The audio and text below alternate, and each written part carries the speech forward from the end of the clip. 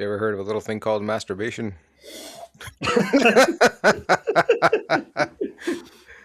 We're starting a podcast with that. This is it's masturbation for your ears, ladies and gentlemen. Welcome to Not Quite High Score episode number. I don't even know what, 19. because I didn't look at the. Is there a rundown for this episode? I didn't actually even check. There isn't. Well, we have a loose kind of schedule about script topic of conversation, I guess. So we all prepared a 3x3 of our kind of 2025 our highlights, not just video games, could also be like movies, TV shows, life This events, was whatnot. this was the most half-assed effort. I was just like, dude, I forgot about this until last night, and then I was like hurriedly preparing because I had no time today. But yeah, was I supposed to make a visual, or can I just name 9 things? I'll make the visual when post, but But yes, was you there were supposed supposed to to have make a been three one? by Okay, three. I can It's do fine. It's that. I fine. can It's do fine. that. We'll do it I'm live. doing it literally right now. Voila, we do it live, Well, G. Just well, calm you were down. Don't supposed to worry go about it. first. Let Jazz go first. He probably has the best 3x3. Also, at one point today, I'll let Money go first. we're gonna each be suggesting a video game to. Well, not suggesting, forcing a video game on each other, and we're gonna. It's kind of like a goal we have for 2026. So each of us is gonna suggest a game to the other, and we have to play that game or finish it, or yeah, that's kind of pretty much Did it. you So, buy? You know what? Never mind. No, sorry, never mind. I saw his thing. I had a question. You're talking. Never mind. Go on. I'm glad you interrupted my For no reason. for no reason at all. Well, yeah, because I was like, we'll get Jesus Christ, Manu. Right? If you were to send me these 2 3x3s, I mean, like, which one is Manu? It's Based on very the box, obvious. you could have removed. You could remove 6 out of 9 of these, and I can tell you Jesus, why Manu. is. What? I'm surprised two of those three animes are on your list. 2 of those 3. We'll talk about it when we get there. Yeah. Okay. So why don't we have Jazz go first? Sure. Yeah. I mean, so I guess in my case, I guess I'll talk about the beginning of the year. As you guys know, I was pretty gamed out. Yeah. Every single time that I picked up a game, I wasn't able to really finish it. So obviously, like I did play, for example, Expedition 33, didn't make the list because I felt like it wasn't fair to put it since I didn't never finished it. I never got back around to finishing the list. But since Manny, like, is the idea is that you're gonna put it like as I'm talking, Yeah, so exactly. It'll be okay. on the side somewhere so the listeners or viewers could also Yeah. see it. So what I did is just kind of talked about some of the games that I played. So again, this year didn't really get to play much. There were some games that I replayed, but I kind of try to keep it for 2025 games. Like for example, as Taz was talking about playing Spider-Man, like I actually ended up replaying that game too, but it's not there because I really tried hard to make it into a 2025 game. Mhm. So Silent Hill, I know like you guys have heard me talk about that game. To me, the game felt like it was a complete reset, right? Like no more was it kind of like that, oh, the foggy scene in Maine and whatever. Like it was actually set in like 1960s Japan, right? And it really kind of went back into the roots and really kind of going to more of the psychological horror aspect of it, which I really, really appreciated. It's less about jump scares and more about the atmosphere that really draws you in. Obviously not a perfect game. I don't like the concept of multiple playthroughs to really get like a true story. But Okay. for that, like, I mean, I was able to finish the game once and I was able to get like just the gist of it through just watching videos Do you on know how many times you're like theoretically supposed to finish the game before you get that like one true ending? not really quite sure. I think it was maybe like 3 times or I so, but think it again, like is it's 3 times. yeah, I think it's 3 times. But yeah, like I mean, to me, like it really felt like the palate cleanser for someone that felt gamed out. Just because again, it really is something that's like very strikingly different. And I know that, for example, we spoke about the Game Awards and Expedition 33 kind of cleaned out all the awards, but I'm glad that this game was actually still nominated. Right, the voice acting is great. I played the game in Japanese, obviously with English subtitles, and I thought that it was really really good. It's funny you mentioned that because Natalie just picked up the game today, Silent Hill F, and where she's playing it in dubbed in English. Mm. And I can tell you, I don't. They didn't match up to the lips to to the voice acting, it just sounds so out of sync, and it keeps Interesting. taking you out of it. But yeah, you it's such a creepy game in all the right ways. Yeah. And as someone who's not playing it, it's I'm a lot less uh like scared, I guess, in a sense. Like it's really compelling to watch someone play that game. It's really cool. Yeah, so I'll move on to the next. So just to kind of give you guys a chance as well. So essentially, big movie guy as well. So if you guys haven't seen Frankenstein on Netflix, it's 2.5 hours, but holy crap, man, that movie is absolutely insane. I'm very surprised that it's a Netflix movie. But it's made by Guillermo del Toro. I don't know if you guys know his work, but it was apparently a passion project of his, and he's been wanting to do this for a very long time, and it really showed. It's like a extremely gorgeous, like gothic tragedy of a movie. And obviously Frankenstein, like we all know what Frankenstein is, but the whole it's not it's less of a monster movie. It's more about, like, let's say, loneliness and like heartbreak. And turns out that the real monster is actually the creator and not actually Frankenstein. So not to kind of go more into it, but if you guys really want to watch a movie, and I mean, I think we're gonna have like freezing rain coming up, and I'm not Yeah. sure that anyone is gonna be going out and about for the next couple days. So if you guys really have time, I mean, that's and also I know, assuming we don't lose power. Like, I would love to watch it true, tomorrow. But true. I was It's thinking of Taz, right? Because like Taz is obviously like maybe he can't watch something in one sitting, because child. But the movie is actually really well done because it's separated in two parts. So you have part one, which is from the perspective of the creator, and then you have part two, halfway through the movie, which is from the perspective of the monster, Frankenstein. does So it does we it actually like watched it in two sittings. does it like show you the entire, like, is it like the first part from beginning to end of the movie and then it shows you a different perspective, or is it just like the first half of the story? Yeah, no. So again, like, so you really see why, for example, like the creator, Victor Frankenstein is his name, wants to kind of create this guy, right? Because for him, it's all about living forever, sort of thing, right? And showing that like you can reenact the dead. So that's like part one. So you really get to see the perspective of the creator, which is great, right? Because in the Frankenstein movie, the focus is really on the monster, which was interesting. And then the second part of the movie is basically like said from the perspective of the monster, because something happens like halfway through the movie, and then you think you think one thing, but it's actually another. But anyways, so it picks up. So it's kind of like, yes, from the perspective of the monster, but then both parts, they kind of clash at the end, and the story continues. Okay. is this the one with But yeah, Oscar Isaac? yes, Yeah. Oscar Okay. Isaac is Yes. insane in this movie. But yes, honestly, I think hands down probably one of my favorite movies. It's gonna be between that and Sinners, which I'll talk about in a little bit. But I'll move on to a game, and I know maybe I'm gonna be like bleeding into different subjects, but The Alters. So The Alters is the game that I'm going to recommend Manu to play. So Manu is already aware of that, and yeah, so it's a survival game. There's like horror aspect of it as well, sci-fi action. You manage different versions of yourself to survive this hostile planet. And it's really done in a genius way. And again, every single time that I was playing the game, I could just picture like Manu's voice being like, "You could do this better," or like, "I can find a way to like min max this better than you." Just like how Manu started playing. What was that game, Manu? Satisfactory. Satisfactory. Yeah, Satisfactory. there you go. Prove a Because he wanted to point. yeah, he wanted to prove a point. So I feel like, yeah, like definitely I could see that being up Manu's alley. But again, um, it's actually again, story wise, Manu, I think you're really gonna enjoy it. It's like a high concept way to explore regrets and like what ifs in life, because Hmm. again, he is gonna be able to manage different versions of himself. So for example, like if he had gone to school and studied chemistry, he could have done this So yeah, thing. he's And creating clones based on yeah, alternate realities of him. Like if he had taken just this choice, he would have become, like, let's say, an expert on nuclear physicist, for example. And yeah, then that version you need to progress something in the game, right?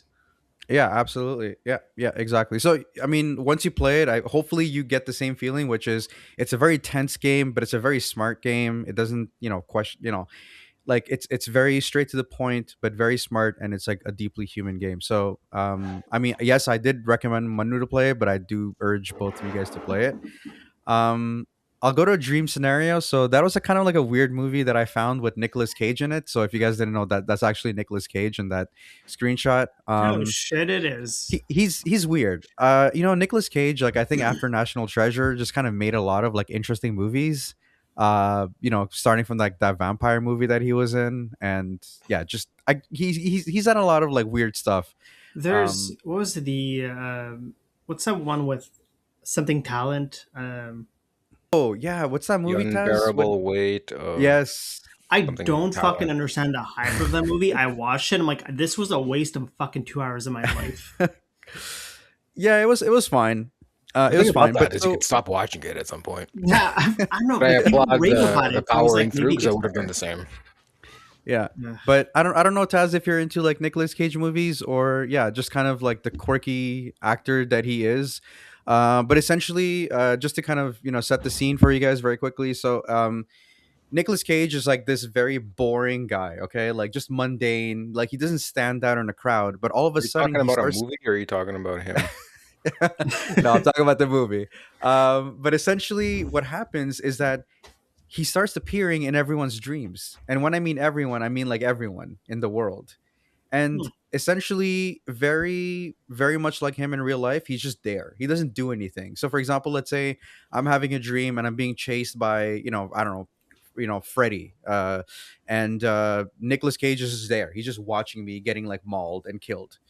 So it starts off funny, and but then it kind of turns into this very uncomfortable look of how people perceive you and how quickly someone's life can be ruined by things they can't control. So essentially, what happens is that people start dreaming about him, but now he's getting violent, and he starts killing people in their dreams. So, but this real life guy is getting blamed for this, and I'm not gonna go more into it, but it's a very funny, weird like movie. There's like obviously horror aspects of it, but I would say it's more of a horror comedy.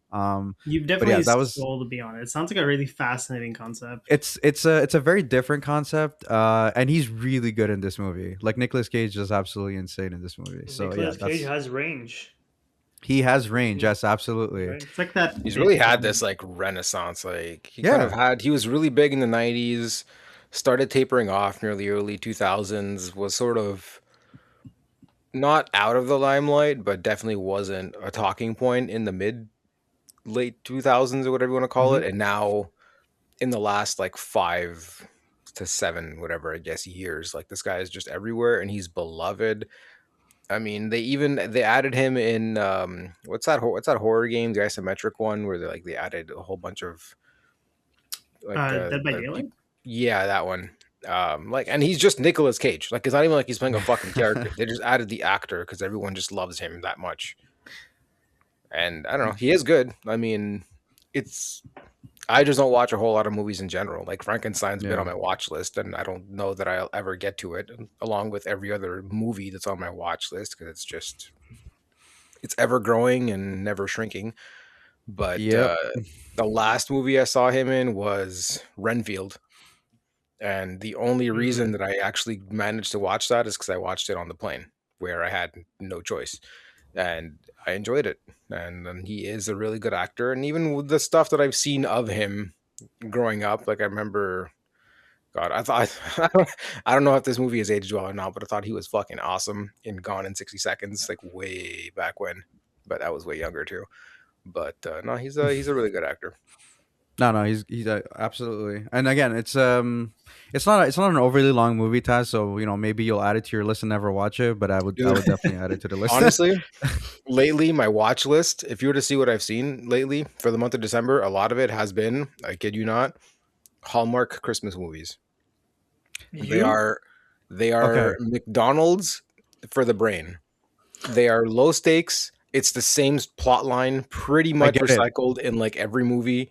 You don't even really need to pay attention, but you always know what's going to happen. It's But it's the fact that you're choosing to watch those Hallmark movies At this point, over. it's because I know what to expect. I know it's going to be bad. Yeah, And I know that it doesn't require a big investment, either intellectually or emotionally. And also, it's just become a tradition every year. Didi and I will just watch one every whatever couple of days because they're just, you're like, oh look, there's a new Hallmark Christmas movie, and you read the plot line, and it's always like some big city woman going to her small town for whatever reason because some bullshit occurred, and then she falls in love with someone she went to high school with, and yada yada. And I'm just like, whatever, man, it's cool. Who are you? It's What happened No, to you? but you know what? I get Yeah. it though. I get it because actually, so Taz, funny enough that you mentioned that because Catherine and I have started this new activity where we read books to one another. So I read one chapter, she reads the other chapter, but weird. we've been reading like That's weirder than romance my thing. novels. That's No, really it's weird. it's for the That's same odd. reason. It's for the same I'm reason. just You literally shut your brain picturing off. you sitting there reading fucking fan fiction to her. Okay, well, no, that's not what we do. But it's similar to your Hallmark movies. I would say actually It's not, Hallmark movies no, are because we're worse. sitting there watching it happen on the screen. I'm not reading it to her in some Yeah, odd. but I wish I but could there's something about unhear both but of there's you some telling me no this, no but like there's you something reading about to the Catherine and you suspense. watching Hallmark No, movies. but there's something about the suspense, Taz. Like, you have this hunky guy and you're reading this chapter, right? And you just want to know. And like you're just like anyways, I'm just gonna move on. I love how we went from Nicolas Cage to Hallmark movies. Uh I think you but guys are yes. both weird. Yes, thank Yeah. you. I think I will move on to Ball Pit because I see that I'll be sharing that list with someone. So essentially, for me, what I enjoyed about Ball Pit is that it saved me from a 16-hour flight to Argentina. When you're stuck in a pressurized metal tube over the Atlantic and you have nothing else to do, and you Except think shit you're your brains out. yeah, yeah, and your brain has turned to mush. You don't want a complex narrative. You just want a flow state. And to me, Ball totally Pit was go. the thing that kind of kept me. Yes, thanks, Manu.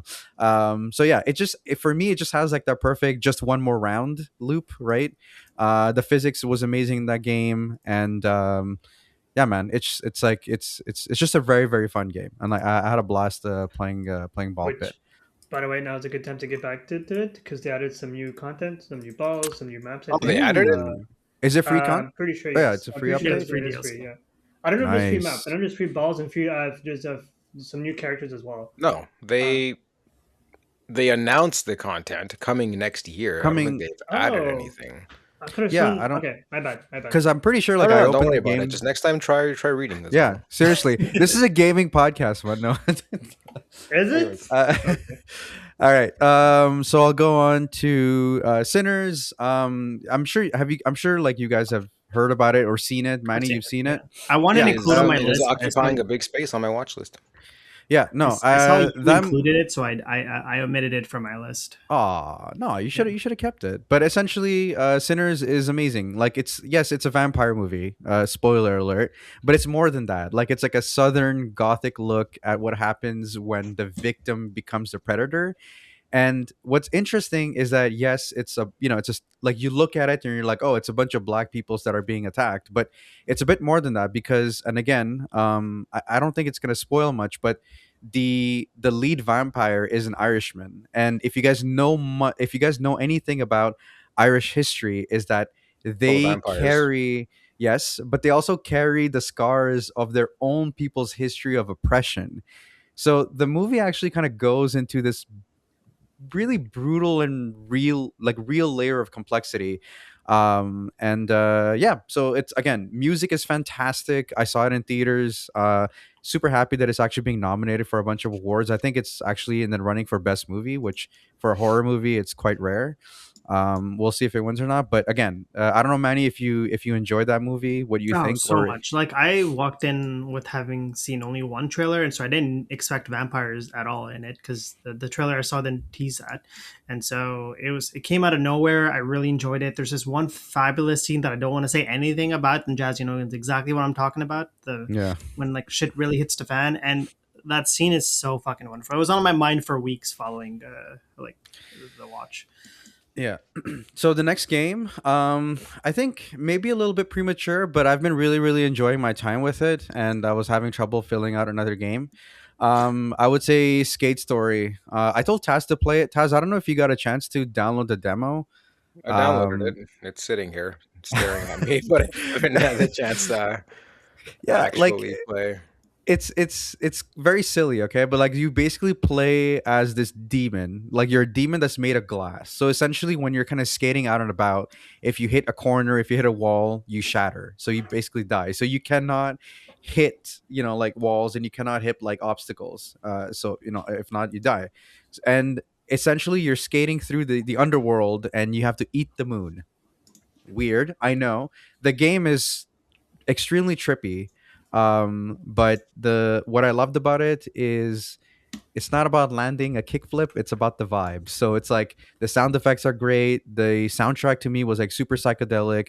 I love the style of the game, and the game is actually a lot deeper than you think. So I got the game, and I've been playing it, and I've been really really enjoying it. Has honestly, like, this, I know Tony Hawk is like in another world, and as I mentioned, this is not all about skating. It's about like the vibes and stuff. But I'm just like I like, have, I love that it's after I leave the Steam family that you fuckers decide to start buying games that I would play. well, we wanted to, yeah, Who we left wanted you the to be a family jealous. to join one of your friends when you could have just invited the friend?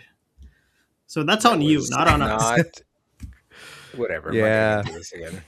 No, no, but yeah, but it's like, like in a year where, again, like I said, I felt gamed out. I felt like it was like a nice way of kind of ending the year, because I mean, I've been playing Skate Story a lot, and I've been playing Hades too, Hades as well, not Hades 2. I've been replaying Hades so I can then play Hades 2, which I'm going to be buying next. But yeah, no, so it's a great game, Taz. Honestly, like, download the demo. I'm pretty sure you can put a really good, like, an hour and a half into the demo. And there's like replayability. So, definitely give it a shot. Moving on to weapons, I think, Manny, you might have seen the movie as well. Fantastic movie. Is Yeah, it so nominated for anything? I'm not sure, but it's coming from the director of Barbarian. It's a really really great movie. I expected something weird, but to me, Weapons was a whole different beast. And I don't know I don't know what to talk. I don't know what to say about it besides, like, it's a fantastic movie, and you really won't expect Yeah. So the what you're premise seeing. is like at like 2:17 a.m. or something specific. It's like like all the children from a class except for one get up and just leave their home and they're gone missing. And so there's a certain mystery around the town about what happened to those kids, where they go, and so it revolves around that. And it's much more than your typical horror. There's a bit of a comedy element to it as well. Like, I remember Nally and I had a few good laughs watching that movie, but just a fantastic movie. There's so much. God, I don't want to spoil anything. But So that's the thing. it's hard to talk about it when I'm mentioning. There's so many iconic moments in that movie Yeah, where you just kind of go like, what the hell am I watching? But yeah, honestly, 2025 was a year of horror. And like, I'm looking at my list right now: Silent Hill, Frankenstein, Sinners, Weapons, Dream Scenario. Even like, there's a, I guess there's a theme. But definitely check it out, guys. And I'll end it with Outer Worlds 2, which, Taz, I know that you played it and you kind of weaned off it, but I almost bounced off this one. But like, I'm really really glad, because again, like, the start really felt sluggish, and I wasn't sure that I had the stamina for, like, again, another massive galaxy, to explore. But like, I think sticking with this game was the best decision, because again, like, it's signature Obsidian. Like, the moment that, like, everything makes sense and everything lines up, it's really, to me, like, one of Obsidian's best work. It really becomes something special. So it's like, it's like I said, like, I think I'll definitely give it a shot and play like an like, maybe with another play style, because like, obviously, I kind of charmed my way through the whole game. Like, the final battle, I did not even kill anyone. I just convinced the guy to, like, kill himself, essentially, or something of that line. But like, essentially, it's a very very fun game. So I do find it better than the original game. I think it's funnier. I think the characters are more interesting. The side characters that you have, they all have like great side stories and great missions. um but yeah, so to there's me, something to be slow said burn. about the flaw system as well. I haven't played it, but one of my friend did, and he was raving about it. How it's like, if you're a person that likes to sneak a lot, and it's like eventually you'll unlock the flaw where like your knees are going to crack whenever you Yeah. crash down, and then the enemy is going to be alerted to your presence, like things like that. Yeah, it's like small things. Again, like, to me, it's like, the Obsidian humor. At some point, I was like, man, like, I really wish that, like, when I was playing Borderlands, like, that they would use this kind of humor, it's like smart humor. It's not like toilet humor. It's not like, very much in your face. It's very subtle, but yeah, like there's like so many jabs in this game, and yeah, like definitely the game was definitely a chuckle. So that's my list. Again, it's just a bunch of games and movies that I enjoyed. Like I said, I mean, I did play Assassin's Creed Shadows. Didn't think that it was worthy of making that list. And again, I really did try to kind of keep it to 2025, although I know that that wasn't really the point. But yeah, I guess Nice. maybe I'll nominate Manu, because Manu, I just want to hear you talk about your list, please. Yeah, my approach was a bit different than yours, Spinner. Instead of picking things that were released in 2025, I just took things that I did in 2025. Uh, I do I really have to go into details for Expedition 33 and like No, No. Homelight? we talked No. I feel about like, it. okay, yeah. Honestly, I don't want to hear anything. Just say, just Okay, expeditions on it. We understand Expeditions. why. Move on. Silk Song is also there. We talked about it a lot. It's just a fantastic game. Black Myth Wukong as well. I just really enjoyed the art style, that sort of the legend, like the legends, I guess, surrounding Sun Wukong, and just every part of the game was it was one of those few games where I found it to be challenging from like start to finish. A lot of Souls like will start out difficult, and then halfway through, I tend to find that they become too easy because of how much the game throws at you. But Black Myth was just challenging all throughout. It's kind of like playing Sekiro, I guess. What did you find, if you had your own like mental list of like challenging Souls games and like Black Myth Wukong, where would that fit in there? It's a like It's definitely like I think top three. okay. And then close to that is also Nine Souls, which is my next game. Nine Souls was, I think, the hardest platform I've ever played. I won't say Souls like, but definitely one of the most challenging one. And that's one of the reasons I'm actually recommending this to. I'm gonna bleed it in with the next topic, but to Taz, because I think Taz, I've seen you play like Sekiro, and but you never had like the patience to finish it, and because So you he's gonna have the enjoy. patience to finish Nine Souls. So I think because you enjoy platformers, I think this is like the perfect a gateway for you to actually attempt to finish one. Um, so yeah, those were like the video games portion of the 9x9. Uh, I It's not also a say it's not a it's not a sprint menu. You can take your time no, talking I about know. the It's games just if you I want. mean all the other four games we talked about them a lot, right? So Yeah, like yeah, there's no I don't want to keep rehashing the same information. We know Expedition is good. We know Six Song is good. We know Black Myth is good. Nine Souls I've talked about as well. It's worth picking up. It's challenging. It's fun. The parry mechanic is really tight. It's almost as good as like Sekiro, if not I want to say better, but like I would say the same level. Um, so early in the year, Samantha and I have been living in this house for like over almost close to 2 years now, and we said after a year we would start looking at getting a cat, and then we ended up adopting Churro, and she's a fucking monster of a cat in like the sweetest way, but also it's she knows she's adorable, so she'll do some stupid ass shit. But then 2 seconds later, she'll come to you and she'll start like purring. Like for example, I had a buying Natalie for Christmas these like what are they called? The food the the stroop waffles. stroopwafels. Oh, I those left are them in so a good. bag. Mm-hmm. Yeah, and I added these like I forgot what you call these like small little The papers mesh like papers you put on the top of a mesh papers. present to Yeah, hide it. Yeah. a couple of days ago, I'm cleaning the dining table, and I started looking at the presents. I was like, "Why is that bag scrunched up?" I'm pretty sure I I like made it so like no one could really see what's inside. I opened it up, and Churro had actually gotten inside and clawed one of those bags of shoe waffles. Oh my god. And I get angry. I pick her up like, "What did you do?" And she runs away. And she knows like I'm angry. And then I'm fuming. I throw it away. I'm like, okay, I gotta go like last minute. I gotta go on Christmas Eve to go buy another one. I wouldn't even Um, have gone. I would have just literally kept it as is and just written from churro. That would be really funny, actually. yeah. But 2 minutes later, I sit down and she knows I'm angry, so she comes up. She comes over. She lies on my lap and she starts purring. I was like, I can't get mad at you. No, but You're weak. yeah, I am Cats are weak. smart, man. Yeah. No, we love her. She's like super. Other than that, she's typically really well behaved. I told myself I would never get into any TCG game out of fear of going broke. And then Magic decided to do a collab with one of my favorite series, fucking Final Fantasy. And then this motherfucker shows up to Ottawa and goes, "Hey, if you buy a pre-con deck, I will buy one too." Okay, I said we'll buy a pre-con deck. I didn't say, hey, you don't want to start spending hundreds of dollars on Magic the Gathering cards. I have 5 decks around me, and I have a sixth one that I'm building. That's This was how technically many months done. has it been since you started playing? June, Okay. I think. Yeah. So 6 months, roughly. It's crazy because, like, hey, look, I'm all for it, you having hobbies and stuff. But it's funny because you were like, I don't want to spend money. I want to save as much as I can. And then we got just yesterday, he was in Montreal and we're like at a game store playing with Tobias and Rob. And then at one point, when we're done, he's like, "Yeah, I'm gonna go look at some cards," and he just ends up buying singles like left and right, like as if it's nothing. Whoa. I bought one. I bought one. Yesterday, I You bought wanted one. to buy more, but they just didn't have the ones you wanted.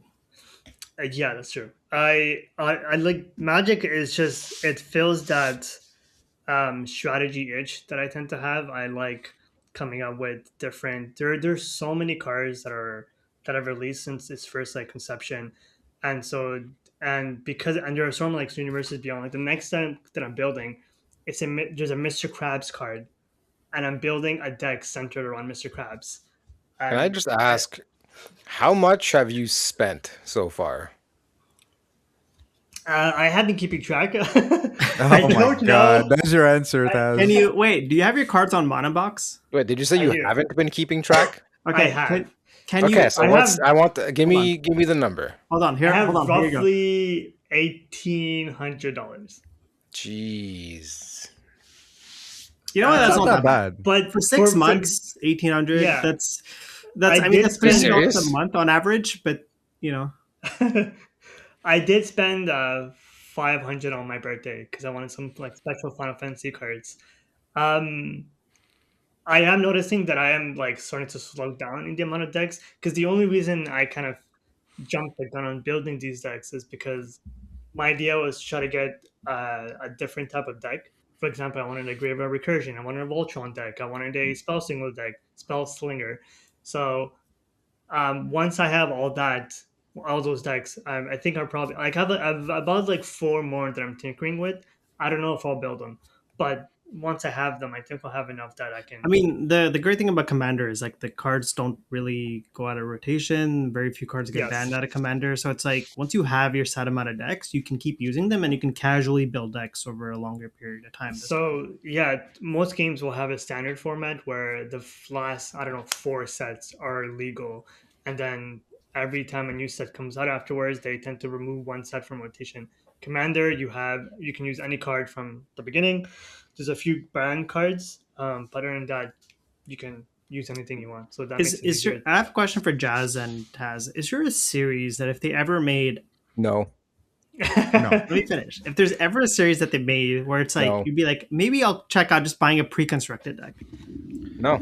No. What if they had like a Street Fighter themed deck? They Like, did I'm you- sure they actually. already have. They They haven't, had but like Street let's say Fighter if cards. oh they had Street Fighter cards, but not like Yes. pre-constructed decks. No. Okay, so what if they I had feel like you like, could choose your look, I'm fighter? not good at these kinds of games. Okay. Simply put. So like in the end, yeah, the cards would be nice, the art could be good, but there's no use because it's not a game that I'm gonna get into because I'm too stupid of a person to actually sit down and properly learn and be patient enough to go through the various losses that I'm sure I will incur before I eventually ever see a victory. But So the reason that I enjoy specifically Commander, which is a format I mainly play in Magic, is I played for more of a social thing. I don't play to win. I like going to the game store and chatting with people and playing. And you play up to four That's not players, something so I'll ever have time to do anyways. So even that's if I fair. had the will to play, that in and of itself is not feasible for me with my life the way that it's currently set up. I have the opportunity that I can play once a week, like on the weekend, to go play for like 2 3 hours. But also, I have the opportunity to play 2 to 3 times at work with colleagues. Um, Taxpayers' money right here. well, it's during my lunch. Oh, Like okay. I Okay. don't use like obviously I don't do it while we work because I have to What do about our you, game. Jazz? Like, what if there was like a Mass Effect themed set, and it's like a What commander if there deck based was, off yeah, like what if there was companion? like oh God, what's the word I'm looking for? Wait, hold on. It'll come to me. It'll come to me. Just give me a second. While you're thinking about that, what if they had like a Mortal Kombat set where it's like the character itself would be like the commander, so it's like Reptile basically, and cards center around Reptile as the commander. No, I just it's not my type of game. What if I'm there like was a Taz. Biscoff deck? What Yes. I was looking for. Yes. No, man, So it's just like I like just like Taz. Like I have like a list of TV shows to watch. I have a list of movies to watch. I have You a have a list of list of games to you play. have a list of fan fiction to read to your girlfriend. Yeah, yeah, yeah. so I Yeah, mean it's next just year yeah. they're coming out with the TMNT sets and they're gonna have a pre-con with the 5 turtles, not the 4 turtles, sorry. You see, They're Um, gonna fleece the hell the out of it. Even if that's something I was interested in. The amount of money that would go into it, but the and thing is, like, like, I'll look at the card once and I'll appreciate them, and that's it. Like, I look, I mean, won't I mean lie. that's Like, the fine. interest is there to check it out to see what the fuss is about. But it's just everything surrounding it and what's involved in keeping up with it. I don't How about think this? is But that's How about it. worth this? There's not me I putting in that effort and that money. there's not how about as much as you think. Like, so I'm only playing when Manu's in town, and even then, that's like if all of our two other friends are How much have free. you spent? So I bought the pre-constructed cloud deck, and I haven't customized it. So that was $100 for the 100 card deck. And then for Toph, I didn't spend any of my I mean, so I traded in a bunch of cards that I had, and so that was credit towards it. And then I spent $100 of my own money on the cards to build so a Avatar: The Last Airbender Toph deck, So you and spent, you're telling me what, like 200 odd dollars? for 2 decks. so this is what we're gonna do. I am definitely going to buy the TMNT deck just because the cards look really cool. Um, we're going to have a game night sometime next year. Taz, I will let you borrow my TMNT deck. Just remember, I have several decks. You can choose any one of them, and we can cater one to your playstyle. And we're gonna just play. That's the point Okay. of it. I don't want you Is to there buy. is there an online version of this game? yes. No, Oh, Not not what? not Commander, not but there's for Standard. Oh, yes. And how different are those two? You can standard. You can play. It's 1v1. It's not 1v1v1v. It's not 4 players. So there's nowhere for me to go and learn. Well, there's plenty of Well, guides, the videos, rules whatnot. translate, right? So it's the same rules for like standard that is for commander. It's just the deck building is Yeah, different. you The rules are a could bit go different. on MTG Arena and play Standard if you wanted to, and Yes, you could learn like that. You know what certain terms do. You understand the flow of the game. You understand the different steps involved, like your draw step, your end step, your combat, and all but that I stuff. don't want you to buy any cards till the TMNT set comes out, and you guys all have an opportunity to play commander because I think that is a nice gateway. If you want to practice until then, try to learn the rules by all means. I think I think this would be a fun way to spend an evening. I think just like And shoot the and shits. and to build on Manu's argument about like the social aspect of the game, it's like so when we met up with our friends, we played 4 games. I got my ass kicked in 3 games, where it's How the long is first a game on average? It depends on the. So now we're getting to the nitty gritty. Decks have different bracket system, which dictate their power level, but that also dictates how long a game is supposed to take. So if we all have like around so it goes from bracket 1 to 5. Okay, let's say we all have a bracket 3 deck, which is kind of the average or the middle ground, I guess. A game will take anywhere from like an hour to an hour and a half because the games are supposed to last until like turn 8 or turn 9, I think. A lot of time. Yeah, but it just passes by though, because A lot you're of just time. no you okay. you say that, Manu, but we did 4 games in a span of 3 hours. Because all of Toby's decks were bracket 4 and higher, and he kept kicking our asses. So was He won yours. You had a infinite. bracket 5. I had a bracket 4. All I right, don't have let's any not bore bracket them 5. with this, but yeah, I Anyway, got my All ass right. kicked in 3 of them, 3 out of 4 games, and then somehow popped off in the 4th game. and it was fun because like even though I was getting my ass creamed, like I was learning a lot. Okay, so moving on from magic, Yeah. let's go on Yes. to tell me about the fragrant flower. Okay, Tell me about so your last role, please. oh god. Okay, Oh, wait, sorry, I was wrong. The fragrant flower blooms with dignity. okay. You can't shit on it. It's a great I'm not series. saying it's bad. I'm just It's like the I I love most these anime random. titles. I know the. So as you guys know, I like reading mangas and I like watching anime. I tend to I think you gravitate more mean toward mangas, but okay, man. if you want to be a fucking Sure. plebeian about it. Okay. I'll go left to right. Well, for starters, the series the type of genres that I tend to gravitate towards are slice of life and romance because it's just what I find most entertaining. But typically, I enjoy those series that have like they tend to like pull on your heartstrings, not like the cliche romances. I like stuff that um make me feel something. I guess in the end of the day. So like people, it's kind of weird to say. Uh, I just just want to rambling. feel, man. The best example they It's put is like I was really trying hard. It's like whatever. He's being honest about this. Let's not yeah. He's do being anything. sincere. And then both of you guys just had to ruin it.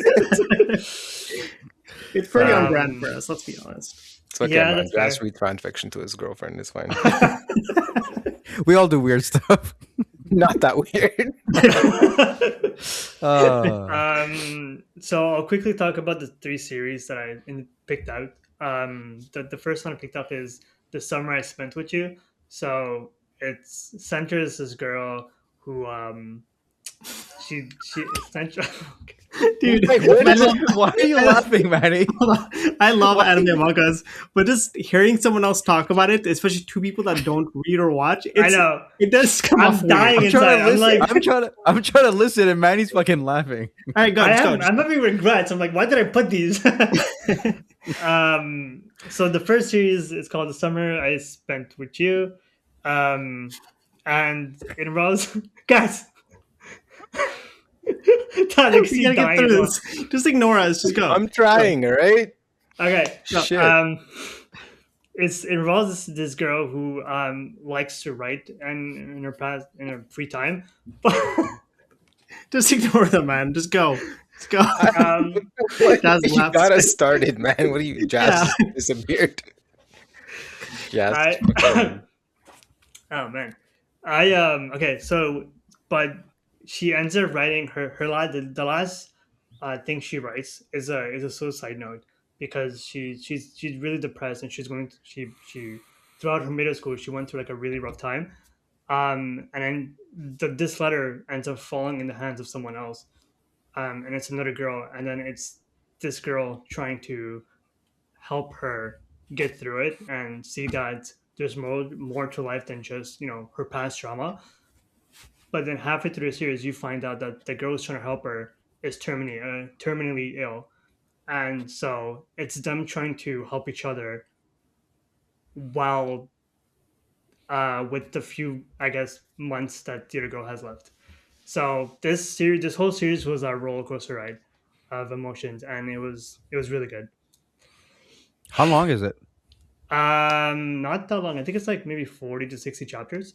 It's I'm gonna really give it a short. read. Sounds interesting. Yuri's not usually something I go for, but that plot sounds really interesting. I tend to try to find more Yuri stuff just because they're more lighthearted, I guess, more like romance focused than the other ones. The middle one is called The Fragrant Flower Blooms with Dignity. That was an anime I watched. It's also like it's a contrast to the first one. This is like a super lighthearted romance. It involves there are two schools. You have the rich kind of fancy girls school, all girls school, and then right next to it there's the like delinquent all boys school, and it's two people from each school trying to just spend time with each other, and they end up falling in love. It's really lighthearted. They each have their own like traumatic past experiences, and they're just trying to overcome it. And Who they're doesn't trying love to like, trauma with a better romance? yeah, it's just that one I would highly recommend. It's on Netflix. I think it's only like 12 episodes. If you correct me, like 16, I think, something like that. I haven't seen it. I've just Mhm. read it. Yeah, it's really good. I recommend it. And the last one is called Yozakura Family. This one is a shonen through and through. It's just a manga, or I guess also an Probably anime. explain that. Shonen means it's very like action heavy boy I was anime gonna in go that to that. sense. Yeah, Yeah, it's sorry. very it's just a lot of like the whole thing is just every chapter is a lot of action, shooting. So the story revolves around um a person, Taro, I think it's been also read it, Mm-hmm. but he gets adopted into a family of assassins, and it's him Spies. learn. Sorry. Spies. Spies, yeah, spies, and it's him learning the ropes and trying to become a spy and trying to help out the family because he ends up marrying the head of the family, who leads this whole family of spies. And typically, I don't tend to read or watch any shonen, but the best part of this series is almost every chapter manages to pull at your heartstrings because they tend to, once again, there's a lot of characters have traumatic experiences, and it's just they do a good job of just making it like really teary at the end of every Well, chapter. more than that, it's just a fun series in general. They each have Yeah, their moments where it's like you get to learn more about their past, what's like it's like chasing the family and what they're dealing with. But it's very fun. There's a lot of action and there's a decent amount of comedy in there too. Like I remember there's a lot of chapters I remember just laughing out loud. but the reason I picked it was because I was like, there's a couple of chapters where I would read it and I would start getting teary. I was like, this is really well written, or it's Mm. just really well drawn as well. They, like the author did a good job of um, creating these scenes, I guess. How do you feel Um, of the anime versus the manga translation?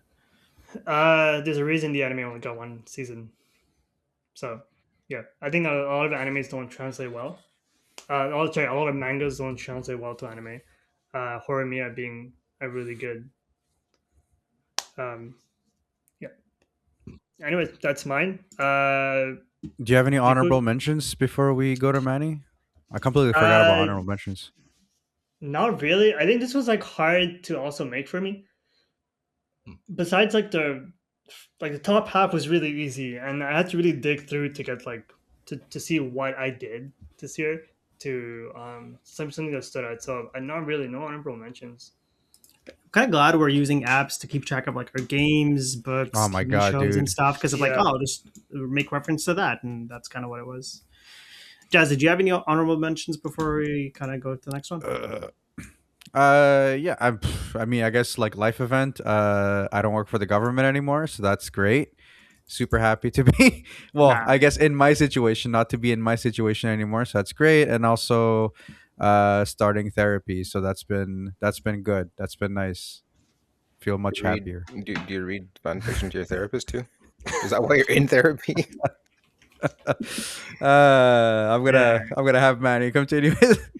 Jazz, like, I guess I'm going to talk about my therapist next week. Yep. Manny, I want you to start with the bottom right. So, Yeah, why the fuck am I there? okay, so you're finally. So I'm like internally confused with the timeline of this year because it's like it's all blurred. But I think you finally joined the fucking podcast after years of us asking you to do it.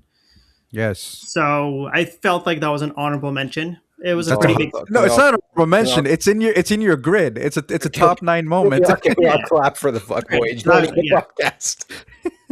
Thank you, Manu, for finally And joining this clusterfuck of whatever this after me trying to explain mangas and anime, I think I have regrets. is. Oh come on. Okay, so I guess yeah, the bottom right's just a picture of my brother. Top left is me holding the keys to the new place I got that my girlfriend and I bought Congratulations. this year. Uh, after what felt like years of trying to actually get my own place, I'm happy that like we were able to buy a house, and we can't be any happier. There's not much else to say about this. It's a house. It's great. You guys already all have bought a You place have a as well. You pool. guys know what the There's enough highest room levels of for it. all of your Zelda stuff. There is, as you can see, and there's, you know what? It's you find it. It's funny you say that. There's another box that's unopened, a big ass box full of my amiibos and books and a lot of other stuff that needs to be put away. Well, you have a lot of wall space, so I do, yeah. Yeah. Next up on the list is Blueprints. I didn't think I'd love this game as much as I did. I think in my case specifically, it was my girlfriend Natalie and I that played it. This was just something on Game Pass. We saw it came out. You guys talked about it briefly, so I was like, why not give it a shot? It's free. And then I decided to play with Natalie was there, and then we were both hooked on it so much that I was like, I'm already eager. Like at the point when I was living by myself, like eager to see her, like every week. But it's like I was like, fuck, I can't wait for her to come over so I can finally play some more blueprints because we were both like writing down notes, trying to solve all the puzzles. We're like genuinely excited to play this game every week. And even once we got to the final room, we kept going back and playing it because we wanted to solve some of the other puzzles. I'm not sure if you guys really ended up playing it. I think some of you guys did, but you never reached the final room. Um, Fuck, Jazz, I should have recommended this game to you actually instead of Did you you'd actually finish it. did you ever go beyond the final room? Yeah, Because this, I don't know if you know that that's only like the halfway point. By yeah, the yeah, way, yeah. So the once amount you of get that, it puzzles, unlocks the basement and like but then it goes way more deeper into that. There's yeah, like yeah. another. Yes, we finished. We reached the end credits basically. So did you also get to like where the whole mansion is blue? The whole mansion is blue. See, you missed that.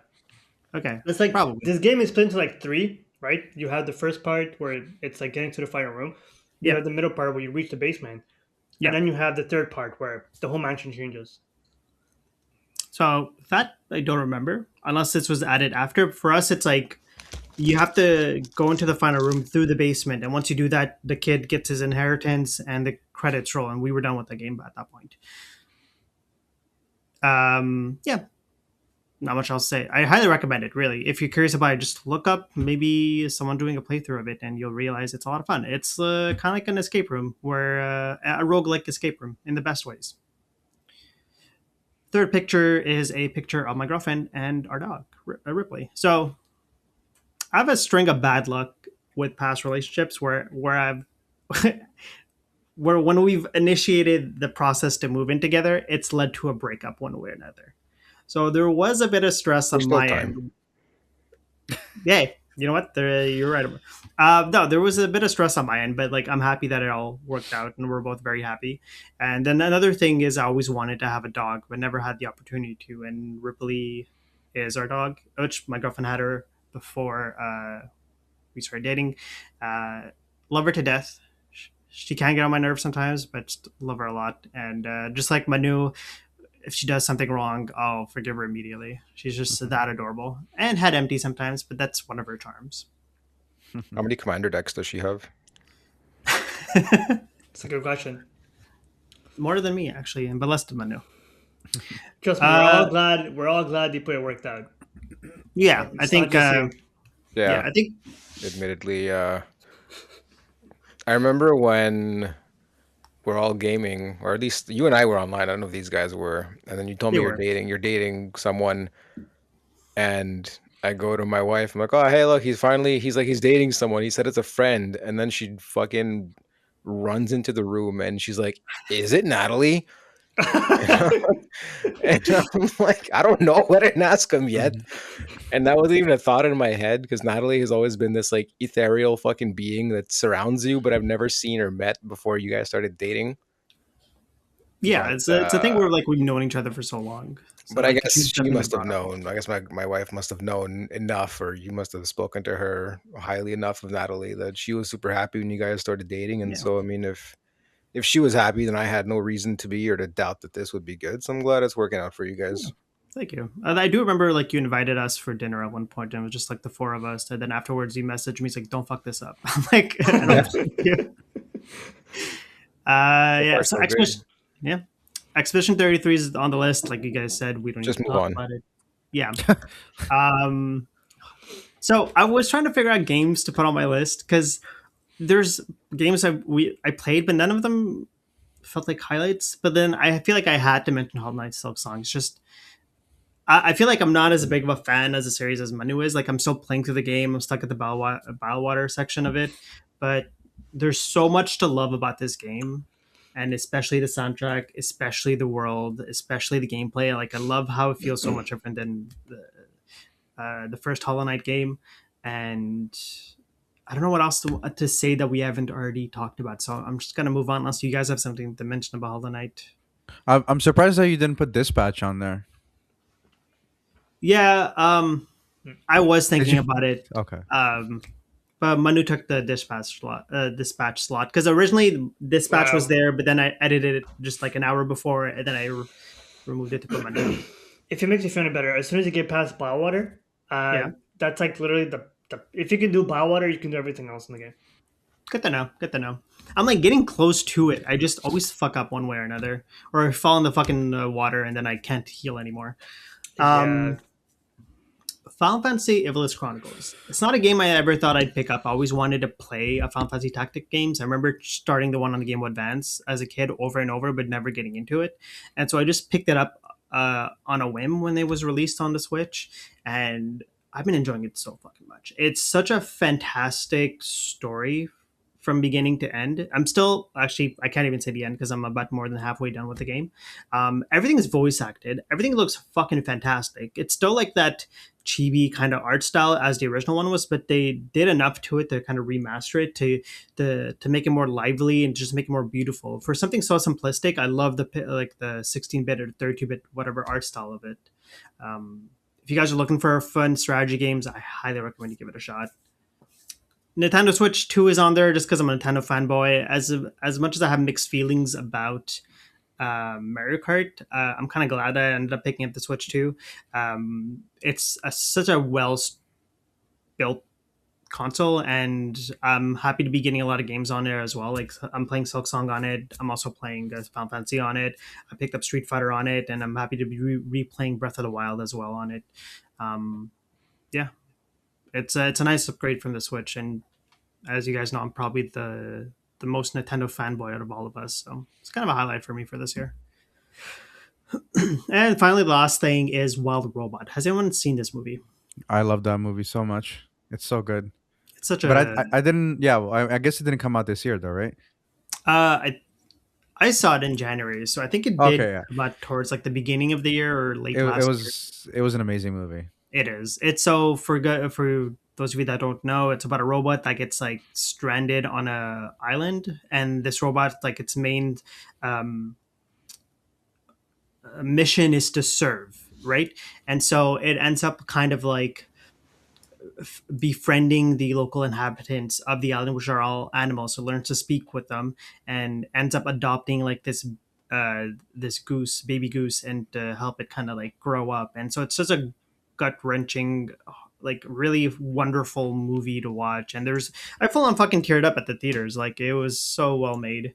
Um, and that was my list. I don't have any honorable mentions. Now we have the last one. All right. I'm trying to decide if I want to go in order or No, well, I want to uh, know about the Monday thing. So maybe you'll see. that's All right. Well, you know what? We'll get to it. I'll start at the top left and just we'll go in order. Spider-Man. It's obviously didn't come out this year, but I replayed both I played the remastered edition, which I guess hadn't played the DLC before, so I got to play that. And then before that, I'd also played Miles Morales. Played them both twice, start to finish, because that's what you got to do to platinum it if you want. But it's just such. It really drove home how freaking incredible of a game this is. I mean, I know there's a lot that's been said, so I'm not going to dwell too long on it. But the fact that I can just come back to this after having also platinumed it on PlayStation, so that was another 2 times I finished it then, and then I just install it on Steam and I spend the extra 40 hours and I'm playing through all the content and I get through everything here. And by the end I was like tired of it. But literally I finished the last DLC, I got that 100%, I unlocked the platinum. I uninstalled it right away. And I'm still kind of like I wouldn't mind going back to it and playing it again. That's how much I enjoy this game. It's such an amazing representation of Spider-Man, and it's probably the best superhero video game ever made, bar none. I don't think there's the Arkham series, fine for Batman, but I think this is just such a whole other caliber of game that anyone that not only loves Spider-Man but still loves video games. It is just if aliens came down and they were like, just point us to the video game that encompasses what video games are, I would probably point them to Spider-Man. Yeah, I That mean, is this game. I'm glad you mentioned the Arkham series because I was gonna say like having also replayed Spider-Man, I mean, I only replayed the one that's on the screen, the Spider-Man remastered. I was gonna say that I find it to be easier to pick up and also replay compared to the Arkham series. I like the fact that it's like a, 15-20 hour game, right? Great cutscenes. It's very human, and I agree with you. I think that honestly, like, it probably is the best rendition of Spider-Man, With this bar none. game, once you get the combos down and you know what gadgets you can utilize to kind of deal with enemies and all that stuff, and just you're jumping all over the place. You are Spider-Man. You are literally super acrobatic everywhere. You're not just mashing buttons to punch, punch, punch, kick. You're literally utilizing everything in his arsenal, and it is a fantastic experience. So, and on top of that, like I would, the one thing this thing has over Arkham that Arkham will never have is swinging across the city will forever be a better way to get across and just overall a more enjoyable traversal experience than Batman with his grappling Gliding. hook and glider. So there. Ball pit. I think it was Jas that had it on his, so I'm not Mhm. going to go too Mhm. much more into it, but just such an amazing marriage of two things that you never thought would get together. You Brick know, kind of breaking Ball, roguelite. ball and just pit. ball with pit, Manu and masculinity. No, I'm kidding. It's just no, but seriously, like Wow. it's such a simple like brick breaker games, right? Like I've played a bunch. There's one on Steam that I've loved that I've played a bunch over the years called Shatter. And then this combines the roguelike element, and I love playing roguelike games. And it's just, it works so well. The different ball types, the combinations, the fusions, all the numbers popping up on screen, just endorphins left, right, and center in your brain of all that damage and explosions happening. And then there's boss fights, and then there's all these different characters with their different types of power ups and their different characteristics. And it's just, it is such a joy to play, and it's something that you can be like, hey, you know what, I have 10 minutes, let me go ahead and do one quick level run. And then on top of that, there's the farming aspect, which, I think some people might be a little more down on, but even just the fact that the farming is also sort of brick breaker style, like you have to aim your people and then hope for the best, and just planning the layout for like optimal efficiency and all that stuff, like just a fantastic game all around. It's inexpensive. It's great. There's DLC coming. This is probably the one game on the list that I think everyone should be picking up, like without hesitation. Um, Third on my grid, Bloodywood. I don't think any of us really listen to any sort of Indian artists or music in general whatsoever. So if you were to come to me before this band and been like, "Yo, do you want to listen to a Indian heavy metal band that is kind of folksy and uses traditional instruments," I would have been like, fuck no, not really. I mean, I would have given him a shot, but I would have been extremely skeptical. But man, this album, if I had the CD for this album, that CD would have been begging for mercy with the amount of times that I have played this album start to finish. It is just incredible. Every track is amazing. The way that they use the instruments and incorporate them into every track, and just even if you were to remove those instruments that give it that unique sound, take those out of the equation, and then even if you just have the standard instruments you have in metal, drums, bass, guitar, all that, they're still incredible. These guys are just really good at what they do. I'm not super crazy all the time about the rap portions of it, but overall it's just, it all sounds so good. And honestly, the dole was fucking made for metal music. Like when that thing kicks in, when you're listening to the track in New Delhi and the dole kicks in near the beginning, that's when you know you're like, okay, yeah, this is it right here. Like I gotta find more from these guys and just give it all a listen. Like amazing, amazing albums. So New Delhi, Nudelhi, I believe, from Bloodywood. How much Fantastic. do you regret not seeing them live when they did a show Well, with yeah. the So I don't know I if you I guys do. were aware, but they couldn't play. They never came to Montreal. They actually missed all their Canadian shows. oh, Yeah, I'm surprised that you guys didn't know about that, because like oh, when I know you guys talked about the show, so I was kind of like keeping my eyes on the tickets, because I know that it was all they were playing like in June or something like that in Laval. And it turned out that because of some border related complications, unforeseen border related complications, they didn't play in any Canadian that cities. sucks. So they refunded people that wanted refund because Baby Metal was still playing, but Bloodywood unfortunately did not play in Canada.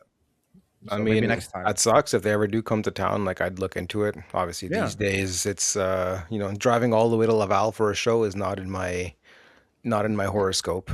I mean, But Manny and I did that when we watched Disney on Ice, right, Manny? Yep. And I gotta say, not the best Disney on Ice experience because I feel like you got Yeah, yeah. um, got the worst experience because there's another Disney on Ice show that I saw earlier in the year, and that was I can't believe I'm saying it about a Disney on Ice show, but it was fantastic.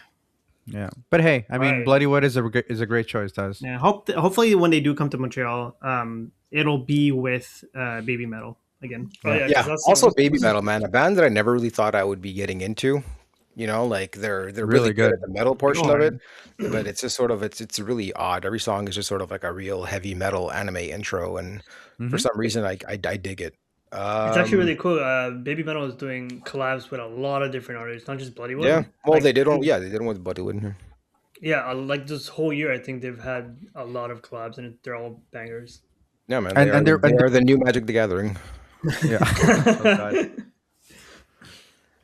All right, next on my list, Red Dead 2, man. I feel like this It's gets a brought up surprise. once a month. I mean, this was the year, I gave it a fair shake. I'm still not at the end of it, but I'm also not done with it. But it's the most I've enjoyed it, and it's like I told you guys, I stopped to just going into it with what I expected it to be, and I just started going into it with what I know it to be and accepting it for what it is. And it is a great experience. It really, really is. It's just the world is fantastic. You really kind of have to just slow things down when you're playing this game because it's very methodical. The movements are, kind of slow. It's very realistic. But man, the world that they've made, every time you're traveling by horse, half the time I have a mission when I'm riding to a destination or to someone to, for whatever event, there's like 10 different things that I can stop for, and all 10 of those things are actually interesting. It's always some character that you can meet or some event happening. There's times where if at night you're driving, if you're riding past the woods, you'll kind of see a little bit of light flickering out, and you're like, oh, kind of what's the game will signal you that there's an event you can check out, and you go, and what's happening? It's a fucking clan meeting, and then you can just hide through the woods, and then you can just kill every one of them or kill some of them, and then they run off. But anyways, it's just there's so much to this game that you could play it for 60, 70 hours and still not see the end of the story, but have consistently seen new things on top of the fact that it's just absolutely gorgeous even now still. This is a game that came out in 2018 and that arguably looks better than most AAA titles today, but then that's kind of to be expected from Rockstar. It's part of the reason that I am hyped for GTA 6 because I know this is the kind of thing that they're capable of when they put their minds to it. I don't want GTA 6 to be anything like this game. I don't want that level of realism in that. So I hope it's not what it is. But from a pure gameplay and writing and just visual perspective, if they deliver on that same level, then GTA 6 is going to be something that's going to crush everything in its path when that does come out next year.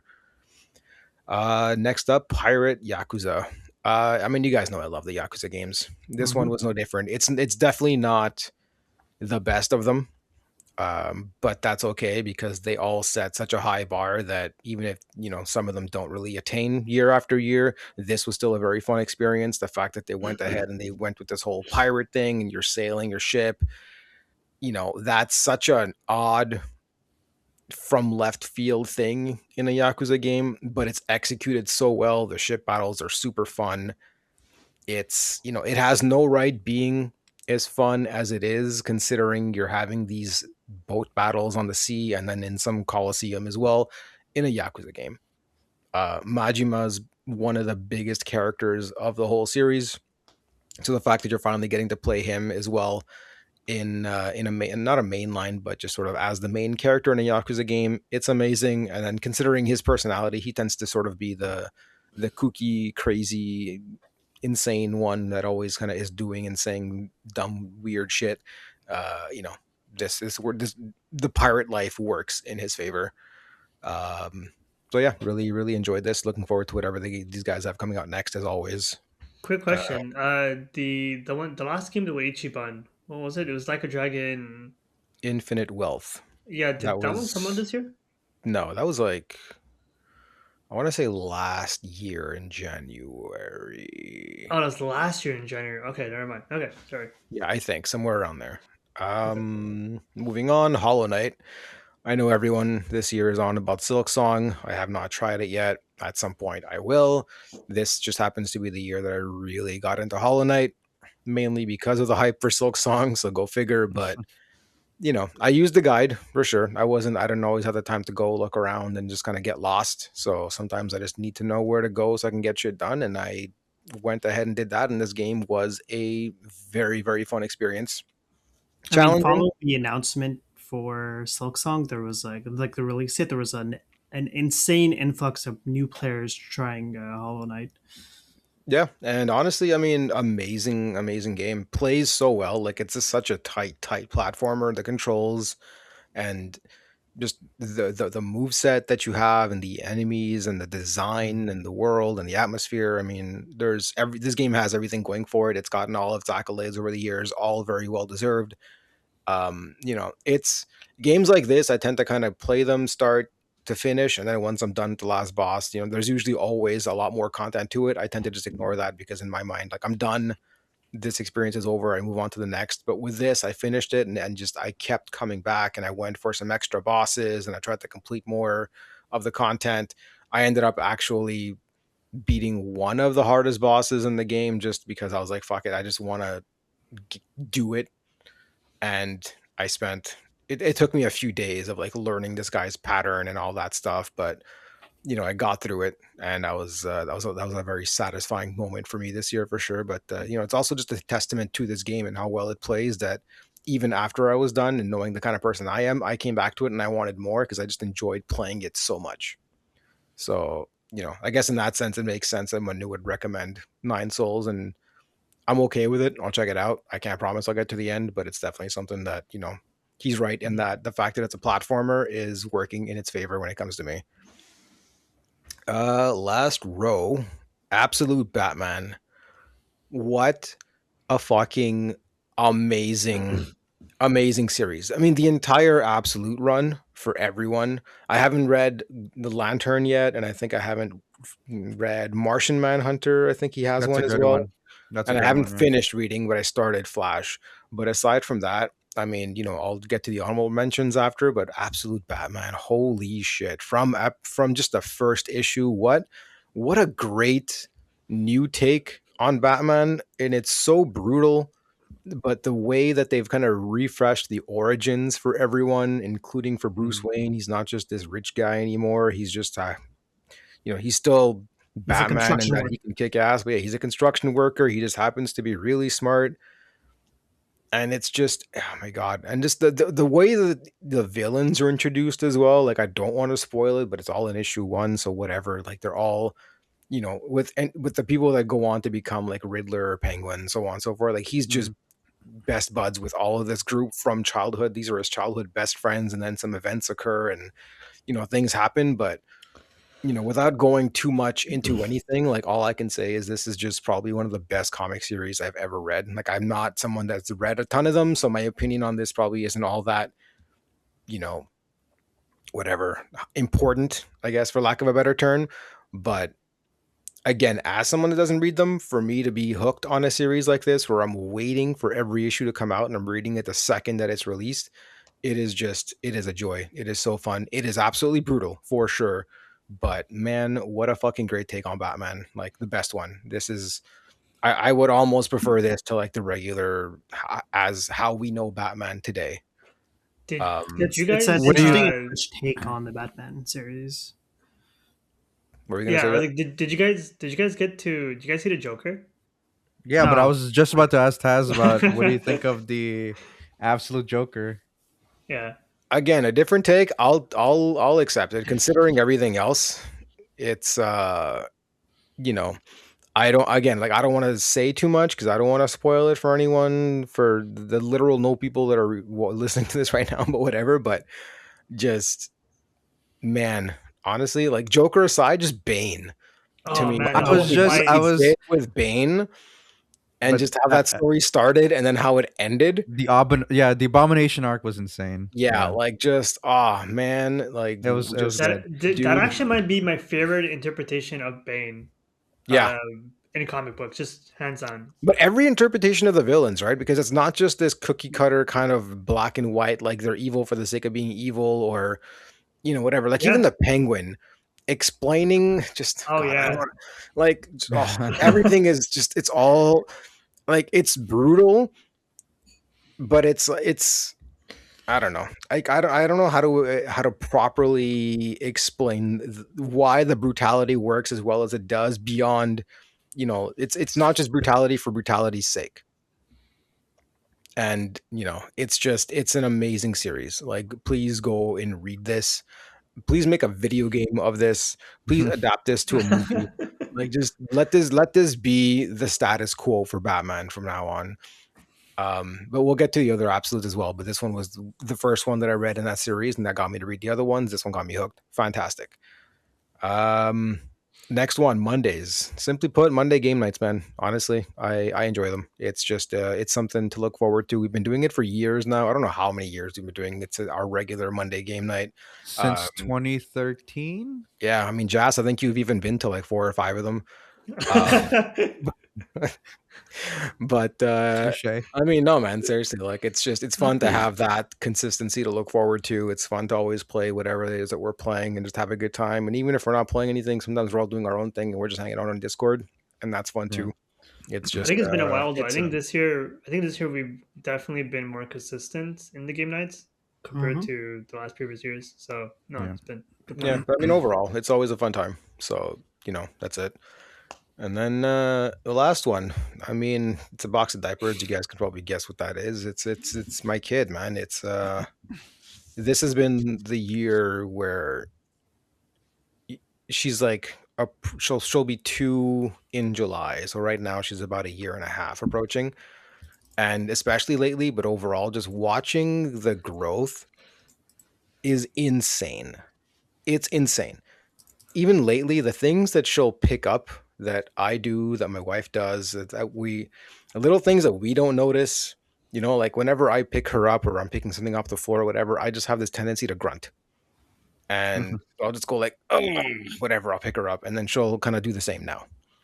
Or, she's not speaking a whole lot just yet, but little intonations of what we say, and just repeating after us. And it's obviously not the word that we said, but we know that she's trying. And then just lately the little bit of walking and all that stuff. Like it's weird, man. It's been an absolute joy for sure.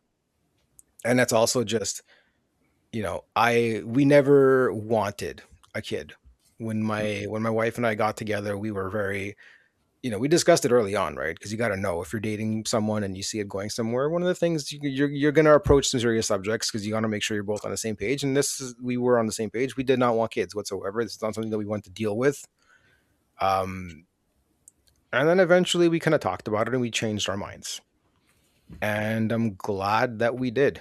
Um, Again, I didn't want this. I didn't think I had room in my life for it. I didn't think I had the mental or the emotional capacity to deal with this.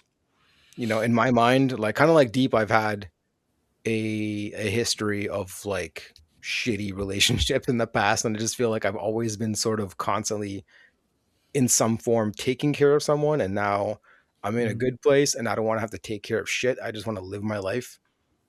But yeah, man, I got to tell you guys, this is it's dope. It really is dope. Is it are you the saying that they grow really fast and like is it true? Does that scare you seeing her grow up so fast? Yes and no, because I mean, it's exciting that every day she's learning new shit. And one of the and I say new shit, and then I keep telling myself I gotta now start to watch the swearing. So like I'm trying to make a conscious effort to not Like, swear because I don't want her picking up on that. But it's all the every day there's something new. You look at them and there's something new that they're saying, that they're doing some new action, or whatever. So like that is all really exciting. But then there's like an almost sadness to it because as they get more independent, there's less of like the wanting to just chill with you and cuddle as opposed to now they want to go and be a little more independent and play by themselves. Not play by themselves, but like, they want to, Do their own thing. it's less of the hold me and more of the just sit down over here and do what I tell you and here's some toys and let's kind Mhm. of play with those. That's very funny Um, though. It's very funny because you guys were the one to teach us the swear words when we were young. You and Jaspinder.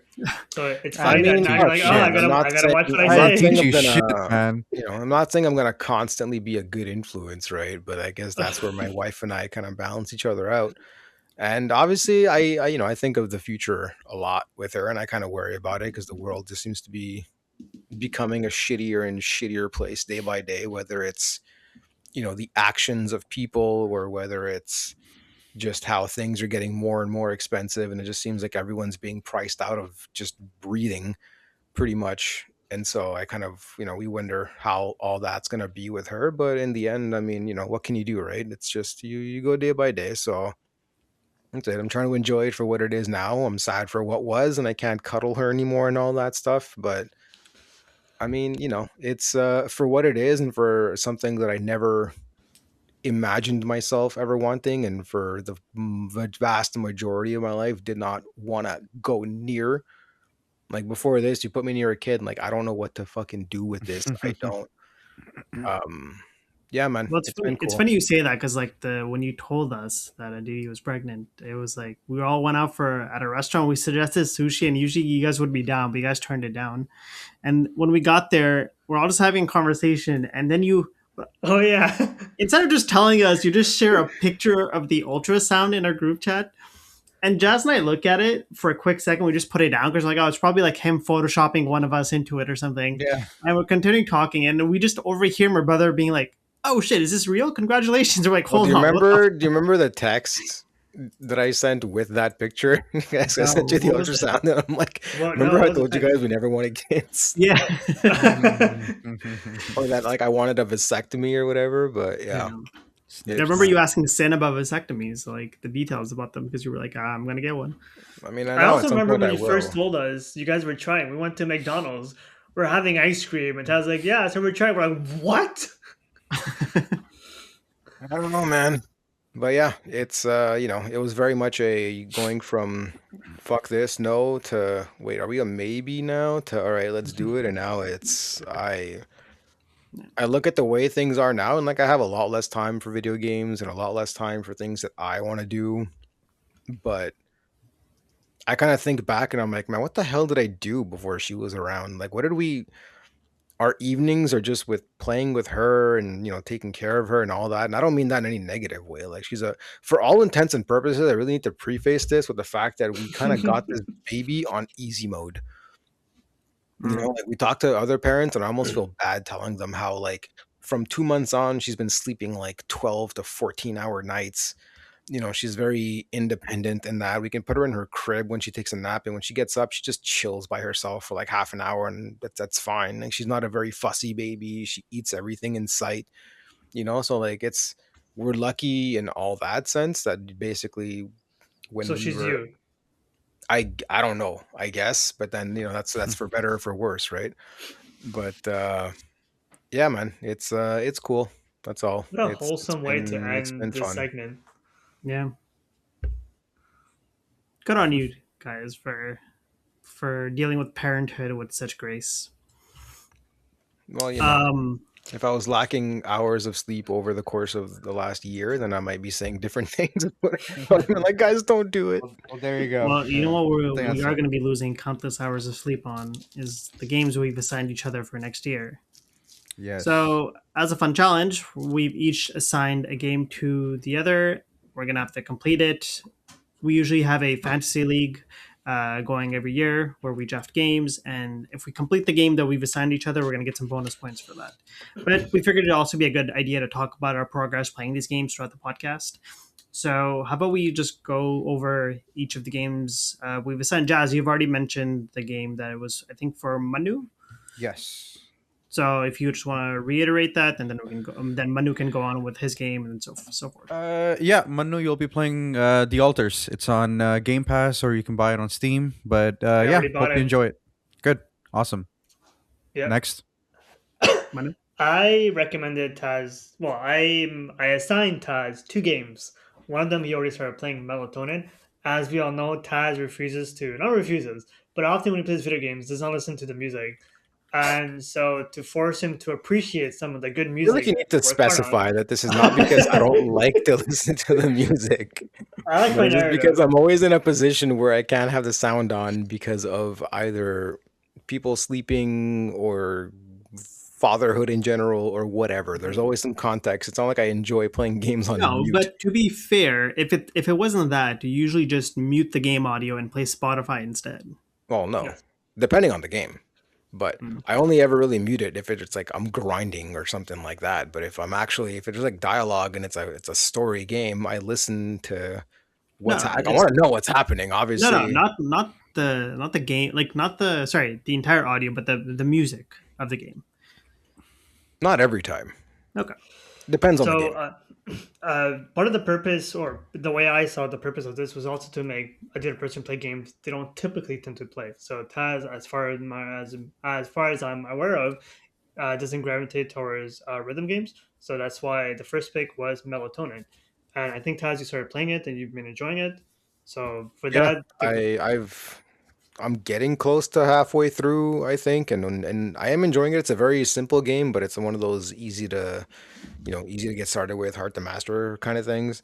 Ironic, I was telling you guys that it's called melatonin because I tend to play this a bit before bed because that's just when my gaming time is these days.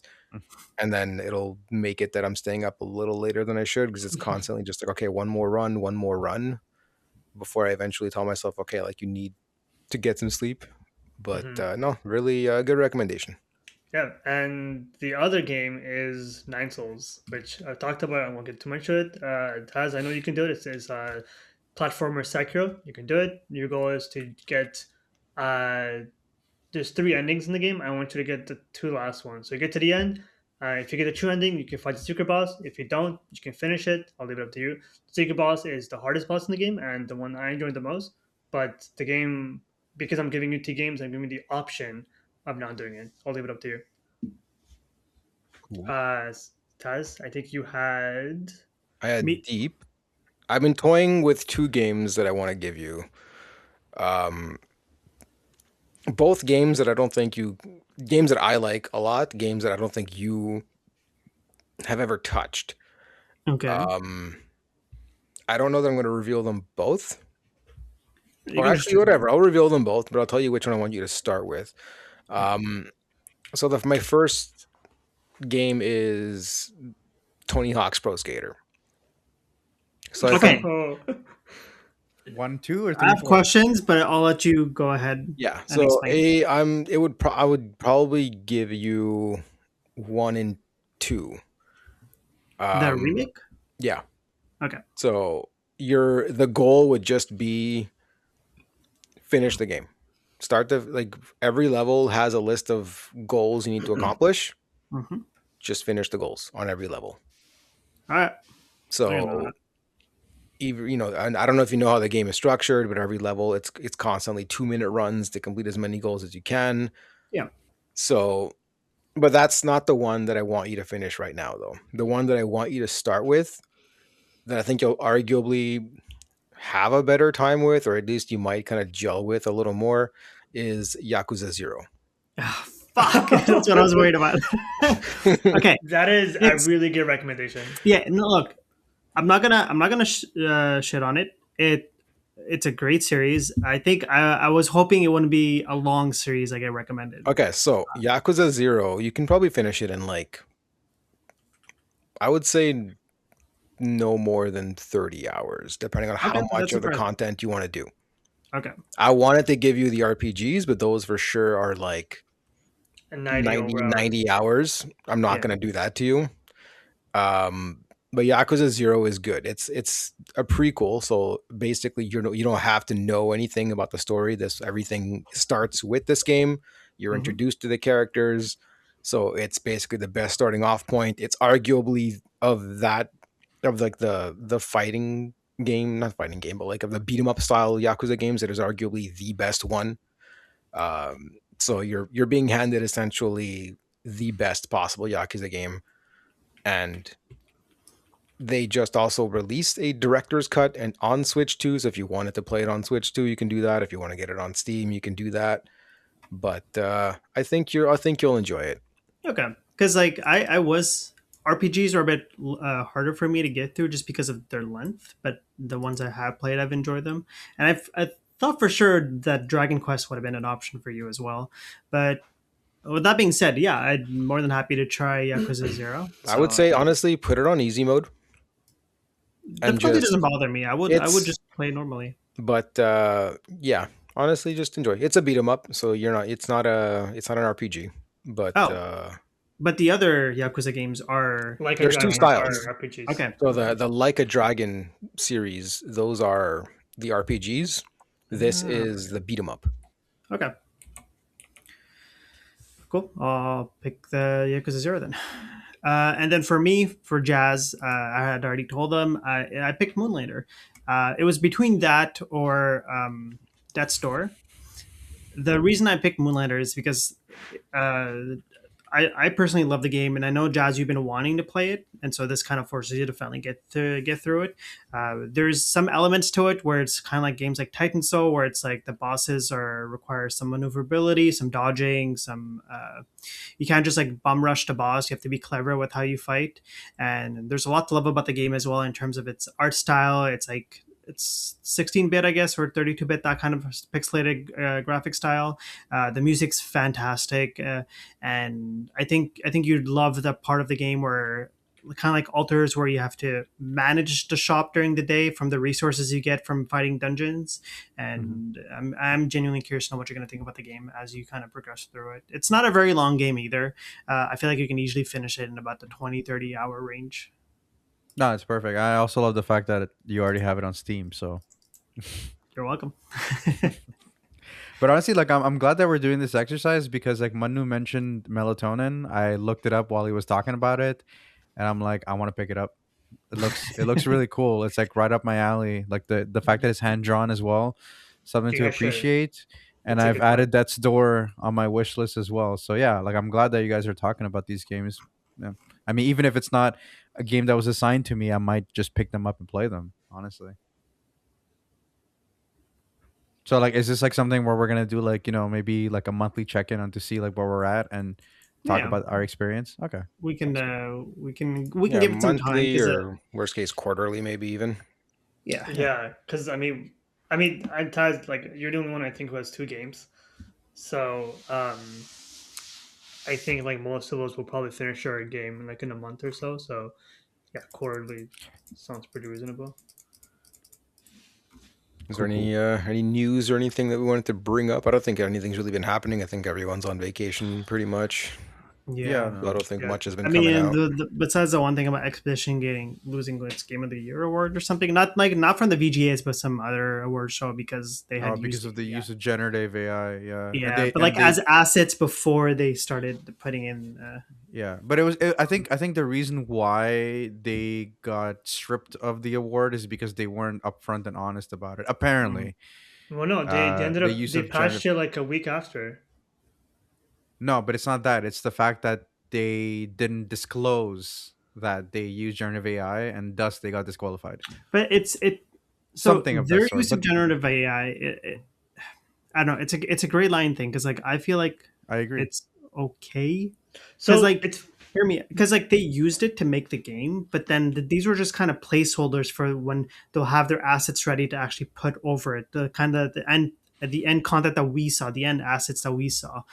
Hmm. It's kind of like how when you were kind of developing that the game we had like kind of came up with where you Hentai. used a content that other people made just so you can make Oh. the game. But then the end goal was if it actually saw light, you would use assets that you would have commissioned someone to make.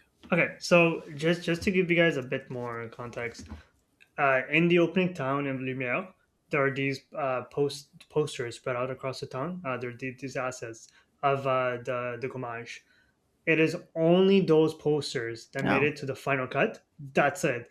And they patched those out like 2 weeks after because they realized they forgot it. And that was the. I'm not saying like, hey, they shouldn't have been stripped. That is a whole separate discussion. I'm saying the fact of the matter is they left. They did leave. Yes, on release they left one asset, the posters, which were generated in the game, and they patched it like a couple weeks later.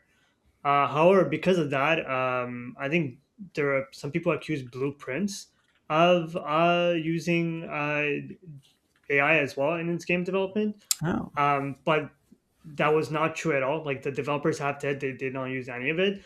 But there's a game reporter company that I think wrote an article saying that they did, and that ended up like tarnishing their reputation. I forgot what the company, Games Radar, I think, Games or Radar's reputation got tarnished. no, they ended up tarnishing the studio that made Blueprints. Okay. Yeah, but yeah. Anyways, Yeah, I mean, look, I mean, I think I'm kind of in agreement with Manu. Like, I'm not gonna say like, oh, but like maybe this is just like the indie game awards trying to get some publicity by pulling a stunt like this. But who knows? Like, I'm not gonna start theorizing that. But part of me thinks that like that could be something, because if Manu's right and they patched it, then this could have been like it's a moot point. You know what I mean? Like, Yeah, but yeah. Anyways, it felt like a reason just to throw some shade at the game. yeah, exactly. Which I don't know. kind of I feels feel odd. it's I don't honestly I don't know really what to think anymore. I don't want to defend it, but it's not mhm. like I don't think it's practice that's going to go away. And a lot of studios are sort of doing the same thing. I mean, Civilization, I think there was some art that people pointed out was AI that they were really annoyed with, so those devs got into trouble. Ubisoft, I forget which game it was for, had some AI art in there that they got caught with, and then when people pointed it out, they essentially claimed the same thing as Sandfall, where they're like, "Oh, well, these were just assets that were supposed to be temporary that we forgot to remove." So, at least in terms of the development process, this is something studios are doing for better, for Wasn't worse. I don't know. wasn't Larry and also Yeah, well, I don't know the whole Larian thing. I didn't. I know there was some controversy. I didn't read up on it enough to form any sort of an opinion, so I don't want to speak on that. you know, But okay. gaming's in a weird space right now, and I'm just if you want to use it, whatever. Just don't do it at the expense of someone's job. Hmm. Yeah, and like again, it's like there's two sides of the coin, right? Like there's the people that say like it's really like an attention seeking thing, which I get it. Like again, as Manu even said, like actually Manu they patched it out 5 days later, so Yeah, it's really something that was genuinely like accidentally left out at launch, and I believe that it was But I don't think limited that the again. issue is I don't think Yeah, the issue is that it was included at launch and then patched out. I think the issue is that it it's was the used lying in factor. in development.